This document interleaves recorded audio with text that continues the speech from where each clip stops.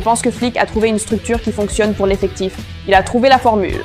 Les joueurs la comprennent, ce qui se voit dans la façon dont l'équipe se déplace ensemble. Quand le ballon va vers l'ailier adverse, les défenseurs du Barça ne se précipitent plus pour déclencher un piège du hors-jeu. Ils restent avec eux, ferment l'angle et coupent la ligne de passe vers l'attaquant. En même temps, les milieux resserrent la pression et Lamine et Ferran redescendaient pour bloquer les latéraux. C'est ainsi que le deuxième but a été créé.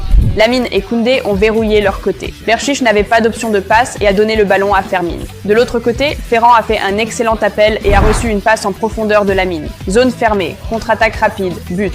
Ça a l'air facile, non? Eh bien, ce sont des heures de travail à l'entraînement.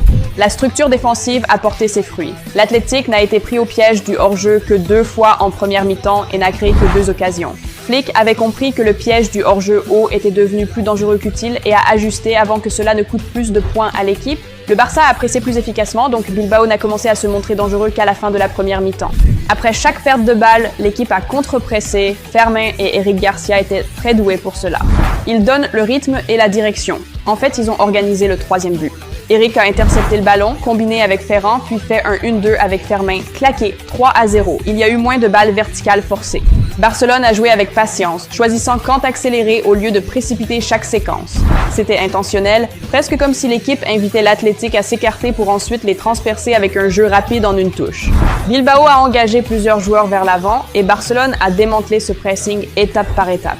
Les adversaires se sont adaptés au système de Barcelone et j'ai l'impression que Hansi Flick s'est maintenant adapté à leur adaptation. De plus, l'équipe retrouve sa forme.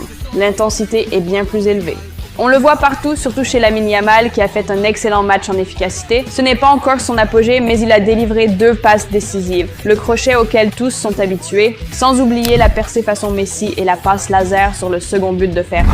Ferran mérite aussi de vrais éloges. On le critique tout le temps, mais sa mentalité reste l'une des plus fortes de l'effectif. Son timing, ses premiers contrôles, ses déplacements sur les 2 buts étaient tous de très haut niveau. 9 buts déjà cette saison font de lui le meilleur buteur de l'équipe.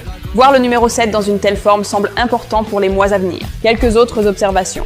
Fermin Lopez n'a pas seulement marqué et provoqué le rouge de Sens, il a aussi réussi 35 passes à 94% de réussite. La Liga lui a donné le titre d'homme du match, ce qui était logique après sa prestation. Lamine Yamal a réussi 8 dribbles, 2 passes décisives et a été l'outil principal pour échapper au pressing agressif de l'Athletic. Sa forme s'améliore. Eric ovation des tribunes. Ils ont même scandé son nom, et il l'a amplement mérité. Un soldat universel qui joue comme défenseur central, arrière droit et maintenant comme pivot.